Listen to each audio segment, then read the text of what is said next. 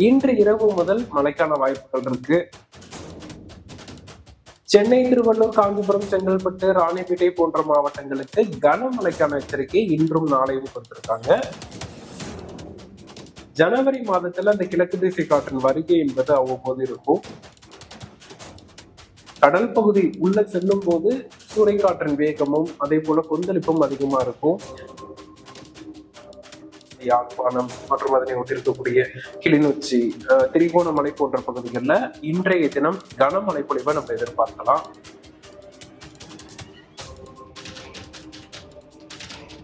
நிம்மதி property management. Contact 7667000800. வணக்கம் லகரம் வாய்ஸ் நேயர்களே. வங்கக்கடலில் நிலவி இருக்கக்கூடிய காற்றழுத்த தாழ்வு நிலை, அது குறித்து பேசுறதுக்கு நம்ம கூட டெல்டா வெதர்மேன் ஹேமச்சந்தர் இணைஞ்சிருக்காரு. வணக்கம் சார். வணக்கம். சொல்லுங்க, இப்ப இந்த வங்கக்கடல் இருக்குல்ல, இந்த ஆழ்ந்த காற்றழுத்த மண்டலமா இருந்து இப்ப நிலையா மாறி சென்னையில இருந்து 410 கிலோமீட்டர் தூரத்துல இருக்கிறதா சொல்றாங்க. இன்னைக்கு பிற்பகல்ல அது வந்து கரையை கடக்கும் அப்படிங்கிற மாதிரி சொல்றாங்க. இது எந்த மாதிரியான பாதிப்பை இலங்கையில ஏற்படுத்தும்? இதனால தமிழ்நாட்டுக்கு பாதிப்பு இருக்கா? குறிப்பா பார்த்தோம்னா தென்கிழக்கு வங்கக்கடல்ல உருவான அந்த காற்றழுத்த தாழ்வு பகுதி படிப்படியாக வலுவடைந்து ஆழ்ந்த காற்றழுத்த தாழ்வு மண்டலமா இலங்கையை ஒட்டிய தென்மேற்கு வங்கக்கடல்ல உருவானுச்சு. தற்போதைய நிலவரப்படி இன்று காலை ஒரு 8:30 மணி நிலவரப்படி திரிகோணமலைக்கு வடக்கே வடகிழக்கே ஒரு 40 கிலோமீட்டர் தொலைவுல காற்றழுத்த தாழ்வு மண்டலமாக வலுவிழந்து நீடிக்கிறது. இது தொடர்ச்சியாக மேற்கு வடமேற்கு திசையில நகர்ந்து யாழ்ப்பாணத்திற்கு சற்றே தெற்கு பகுதிகளில் இன்று மாலை நேரத்துல கரையை கடக்கும் அப்படின்னு எதிர்பார்க்கப்படுது. இது கரையை கடந்த பின்பு ஒரு தீவிர காற்றழுத்த தாழ்வு பகுதியாக மேலும் வலுவிழந்து பாக் நீரிணைப்பு மற்றும் அதனை ஒட்டிய மன்னார் வளைகுடா நோக்கி நகரும்னு எதிர்பார்க்கப்படுது. இதன் காரணமாக வட இலங்கை மாகாணங்கள்ல குறிப்பா அந்த யாழ்ப்பாணம் மற்றும் அதனை ஒட்டிருக்கக்கூடிய கிளிநொச்சி, திரிகோணமலை போன்ற பகுதிகளில் இன்றைய தினம் கனமழை பொழிவை நம்ம எதிர்பார்க்கலாம். இது குறிப்பா அந்த டிக்வா புயலின் போது இலங்கையின் பல்வேறு இடங்கள்லயும் வந்து நிலச்சரிவு, மண்சரிவு மற்றும் பெரு வெள்ளம் ஏற்பட்டதை, பெரும் பாதிப்படைந்ததை பார்க்க முடிந்தது. ஆனால் இது வந்து டிக்வா புயல் அளவுக்கு ஒரு வலுவான சலனம் கிடையாது. அதே போல இதன் பாதையும் பயணமும் பார்த்தோம்னா கடல் பகுதிகளில் தான் அதிகப்படியான மழையை கொடுத்திருக்கு. இலங்கையின் மாகாணத்துல பெரிதாக மழை கொடுக்கல. இன்றைய தினம் இலங்கையின் வடக்கு மாகாணங்கள்ல பரவலா கனமழை இருக்கும். நாளை காலை முதல் அந்த மழையின் தாக்கம் என்பது முழுமையாக இலங்கையிலிருந்து விலகிவிடும் அப்படின்னு நம்ம எதிர்பார்க்கலாம். இலங்கையிலிருந்து விலகின அந்த மழைப்பொழிவு தமிழ்நாட்டுல ஒரு மிகப்பெரிய பாதிப்பை ஏற்படுத்தும் அப்படின்னு நினைக்கிறீங்களா? தமிழகத்தை பொறுத்தளவிற்கு இன்று மாலை முதல் தான் மழையின் தாக்கம் வந்து படிப்படியா பரவலாகும்னு எதிர்பார்க்கப்படுது.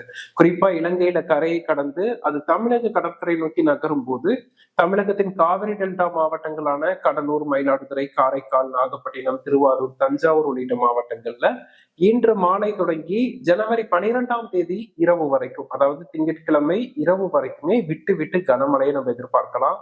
கடலூர், மயிலாடுதுறை, காரைக்கால், நாகப்பட்டினம், திருவாரூர் மாவட்டங்களின் ஓரிரு இடங்கள்ல மிக கனமழைக்கும் வாய்ப்புகள் இருக்கு. இது தற்போதைய சூழல் பார்த்தோம்னா பல விவசாயிகளுக்கு அறுவடைக்கு தயாரான சூழல் இருக்கு. அந்த அறுவடை விவசாயிகளுக்கு சற்று பாதிப்பையும் இடையூறையும் அளிக்கக்கூடிய மழையாக இருக்கும்.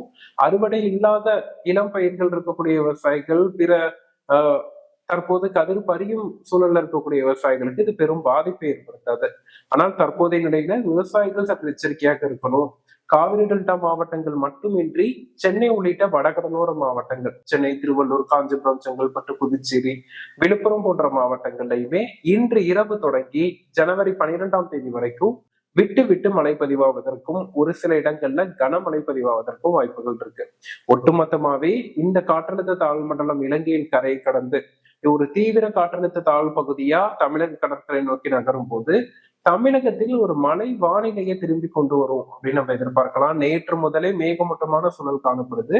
இது இன்று இரவு முதல் மழையுடன் கூடிய வானிலையா மாறும் அப்படின்னு நம்ம எதிர்பார்க்கலாம். குறிப்பா உள் மாவட்டங்கள்லயுமே மழைக்கான வாய்ப்புகள் இருக்கு. அவர்களுக்கு கனமழை அளவிற்கு இல்லை என்றாலும் மிதமானது முதல் சற்றே கனமழை எதிர்பார்க்கலாம்.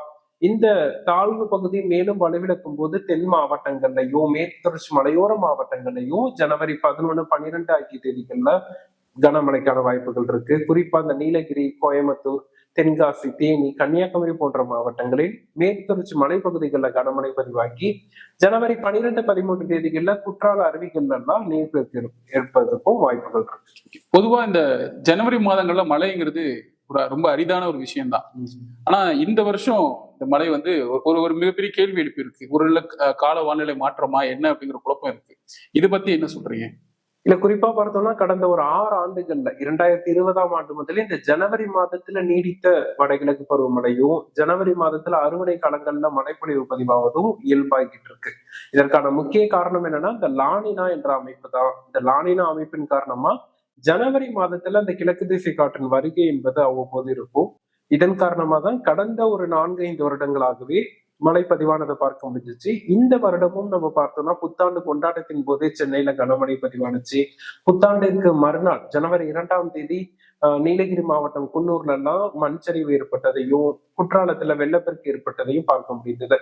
அது போன்ற ஒரு நிலைதான் இந்த வருடமும் நிலவுது. இந்த லானினா அமைப்பு தற்போது வலுவிழக்க தொடங்குது. அதன் காரணமா ஜனவரி பிப்ரவரி மாதங்கள்ல இந்த ஆண்டு குளிர்கால மழை என்பது இயல்புக்கு அதிகமா இருக்கும். அதில் தற்போது வடகிழக்கு பருவமழை இன்னும் நிறைவு பெறாத ஒரு சூழல் தான். வடகிழக்கு பருவமழை நீடிப்பதன் காரணமா தாழ்வு மண்டலம் போன்ற அமைப்புகள் உருவாக்கி கூட மழைப்பொழிவு கொடுப்பதற்கான ஒரு அமைப்பு உருவாகி இருக்கு. இந்த தாழ்வு மண்டலத்துடன் வடகிழக்கு பருவமழை நிறைவு பெறும் அப்படின்னு எதிர்பார்க்கலாம். அதன் காரணமா இந்த ஆண்டு ஜனவரி பிப்ரவரி மாதங்கள்ல இனி வரக்கூடிய நாட்கள்லயும் மழைக்கான வாய்ப்புகள் இருக்கு. ஆனால் அது ஒரு தாழ்வு மண்டலம், தாழ்வு பகுதி போன்ற அமைப்பு இல்லாமல் வெறுமனே ஒரு கிழக்கு திசை காற்று வருகையிட்டு இருந்து மழைப்பொழிவு கொடுப்பதா அமையும் அப்படின்னு நம்ம எதிர்பார்க்கலாம்.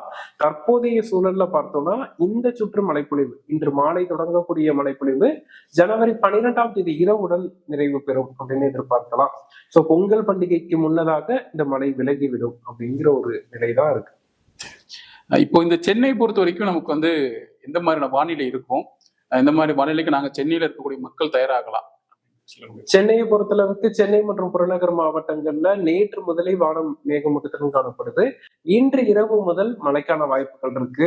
குறிப்பா நாளைய தினம், அதாவது சண்டே, நாளைக்கு ஞாயிற்றுக்கிழமை பார்த்தோம்னா சற்று பரவலாக விட்டு விட்டு சென்னை மற்றும் புறநகர் பகுதிகளில் கனமழைக்கான வாய்ப்புகள் இருக்கு. இதன் காரணமா வெளியில போற பிளான்ஸ் இருந்துச்சுன்னா அதுக்கு மழை இருக்கு அப்படிங்கிறதுனால ரெயின்கோட் கொடையோட போறது நல்லது. குறிப்பா இந்த பொங்கல் பண்டிகைக்கு முன்னதாக இந்த பர்ச்சேஸ் பண்ணக்கூடியவங்க நாளைய தினம் கண்டிப்பா மழைக்கான வாய்ப்புகள் இருக்கு என்பதை அறிந்து அதற்கு தகுந்த திட்டமிடுதல் நல்லது. ஆனா பாதிக்கும் மழை இருக்காது சென்னையில. அதே போல ஏரிகள்லயும் நீரிருப்பு, நமக்கு முழுமையான நீரிருப்பு இருக்கு. அதன் காரணமா இந்த ஆண்டு கோடை காலத்துல சென்னை வாசிகளுக்கு எந்தவித தண்ணீர் பற்றாக்குறையும் இருக்காது அப்படின்னு எதிர்பார்க்கலாம். இந்த மழை குறித்து என்னென்ன மாதிரியான அலர்ட்கள் விடப்பட்டிருக்கு? ஆரஞ்சு அலர்ட் சொல்றாங்க, ஒரு சில மிகு கனமழை இருக்கும் அப்படின்னு சொல்றாங்க, இடியுடன் கூட மழை இருக்குன்னு சொல்றாங்க. இது நம்ம எது மாதிரியான ஒரு அலர்ட்டான விஷயங்களை நம்ம எதிர்பார்க்கலாம்? இல்ல, இந்திய வானிலை மையத்தை பொறுத்தளவிற்கு ஆரஞ்சு அலர்ட் கொடுத்திருக்காங்க. மிக கனமழைக்கான எச்சரிக்கை கொடுத்திருக்காங்க. குறிப்பா நம்ம முன்பே குறிப்பிட்ட அந்த கடலூர், மயிலாடுதுறை, காரைக்கால், நாகப்பட்டினம், திருவாரூர் மாவட்டங்களுக்கு, சென்னை, திருவள்ளூர், காஞ்சிபுரம், செங்கல்பட்டு, ராணிப்பேட்டை போன்ற மாவட்டங்களுக்கு கனமழைக்கான எச்சரிக்கை இன்றும் நாளையும் கொடுத்திருக்காங்க. இது இந்த தாழ்வு மண்டலத்தின் தாக்கத்தினால கொடுக்க வேண்டிய ஒரு அவசியமான ஒரு அலர்ட் தான். ஆனா மக்களை பொறுத்தளவிற்கு இது ஒரு வெள்ளப்பெருக்கு ஏற்படுத்துவதற்கோ இல்ல பெரும் பாதிப்பை ஏற்படுத்துவதற்கோ வாய்ப்புகள் இல்லை. அதே சமயத்தில் விவசாயிகளுக்கு மிகுந்த எச்சரிக்கையுடனும் கவனத்துடனும் இருக்கணும். குறிப்பா அறுவடை செய்து அந்த தானியங்களை நெல் கொள்முதல் நிலையங்கள் எல்லாம் தேக்கி வச்சிருப்பாங்க. அவர்கள் சற்று பாதுகாப்பான இடங்கள்ல வைத்திருப்பதை உறுதிப்படுத்தணும். அந்த குறிப்பிட்ட இடத்துல தாழ்வான இடமாக இருந்து தண்ணீர் தேங்கும் சூழல் இருந்தா அது போன்ற ஒரு நிலை ஏற்படாதவாறு அதை உறுதிப்படுத்த வேண்டிய அவசியம் ஏற்பட்டிருக்கு. அதே போல அறுவடைக்கு தயாராக இருக்கக்கூடிய பயிர்கள் அவர்களும் சற்று எச்சரிக்கையாக இருப்பது நல்லது. மற்றபடி இந்த மழைப்பொழிவுனால பொதுமக்களுக்கு பெரிய ஒரு பாதிப்பு இருக்காது. மேபி இந்த டிராவல் டைம்ல ஒரு இடையூறு இருக்கலாம். ஆனா விவசாயிகளுக்கு தான் சற்று அச்சமூட்டும் மழையாக பார்க்கப்படுது. இந்த மழை வானிலை ஜனவரி 12ஆம் தேதி இரவுடன் நிறைவு பெறும் அப்படின்னு நம்ம எதிர்பார்க்கலாம். கடல்ல எந்த மாதிரியான ஒரு வானிலை இருக்கும்? மீனவர்களுக்கான ஒரு சவாலா எதை இருக்கும் நினைக்கிறீங்க? கண்டிப்பா கடல்ல காற்றழுத்த தாழ்வு மண்டலம் இருக்கு. இலங்கையில தான் கரையை கிடக்குது அப்படின்னாலும் தமிழக மீனவர்கள் மிகுந்த எச்சரிக்கையுடன் இருக்கணும். தற்போது கிடைத்திருக்கக்கூடிய செய்தி கூட ராமேஸ்வரம் பகுதிகளில் மீன்பிடிக்க சென்ற 2 மீனவர்கள் படகுடன் கடல்ல மாயம் அப்படிங்கிற ஒரு செய்தி வந்திருக்கு. இது என்னன்னா, தாழ்வு மண்டலம் கடல்ல இருந்தா நமக்கு கரை பகுதியில பெரிய தாக்கம் இருக்காது. கடல் பகுதி உள்ள செல்லும் போது சூறைக்காற்றின் வேகமும் அதே போல கொந்தளிப்பும் அதிகமா இருக்கும். தமிழகத்தின் அனைத்து மாவட்ட கடலோர மீனவர்களும் அடுத்த ஒரு 2-3 நாட்களுக்கு கடலுக்கு செல்லாமல் இருப்பதுதான் நல்லது. தாழ்வு மண்டலம் வலுவிழந்துட்டு கரையை கடந்தாலும் கடலில் அதன் தன்மை என்பது சற்று தீவிரமாக தான் இருக்கும். சூறைக்காற்று அவ்வப்போது வீசுவதற்கான வாய்ப்புகள் இருக்கு. அதன் காரணமா மீனவர்கள் இன்னும் ஒரு 2 நாட்களுக்கு, ஜனவரி 13ஆம் தேதி முதல் அவர்கள் எப்போதும் போல கடலுக்கு செல்லலாம். 2 நாட்களுக்கு கடலுக்கு செல்லாமல் சற்று எச்சரிக்கையாக இருப்பது நல்லது, அவசியமா பார்க்கப்படுது. இப்போ குளிர்காலத்தோட இறுதி பகுதியில இருக்கிறோம் நம்ம. இப்பவே குளிருங்கிறது ஒரு ஒரு ஒரு கட்டுக்கடங்காத நிலையில தான் இருக்கு. இன்னும் சொன்னா வயதானவர்களுக்கு ரொம்ப சிரமமா இருக்காது.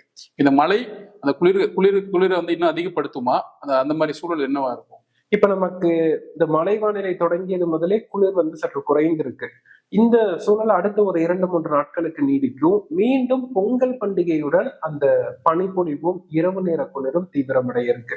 அது ஒரு 10 நாட்களுக்கு மீண்டும் தமிழகத்துல நம்ம பனிப்பொழிவும் குளிரும் அதிகரிப்பதை நம்ம பார்க்கலாம். அதே சமயத்தில் இனி வரக்கூடிய நாட்கள்ல ஜனவரி 2வது வாரம் முதல் பகல் நேர வெப்பநிலையும் படிப்படியா அதிகரிக்கும் அப்படின்னு எதிர்பார்க்கப்படுது. அதன் காரணமா இரவில் பனிப்பொழிவு குளிரும், பகல்ல வெயிலும் என்ற ஒரு சூழல் தான் இனி பொங்கல் பண்டிகை முதல் நம்ம எதிர்பார்க்கலாம். இந்த நேரத்துல இப்போது இருக்கக்கூடிய இந்த வானிலையை பத்தி உங்களுடைய கருத்துக்களை எங்களுக்கு ரொம்ப தெளிவான விளக்கம் கொடுத்ததற்கு நன்றி. நன்றி.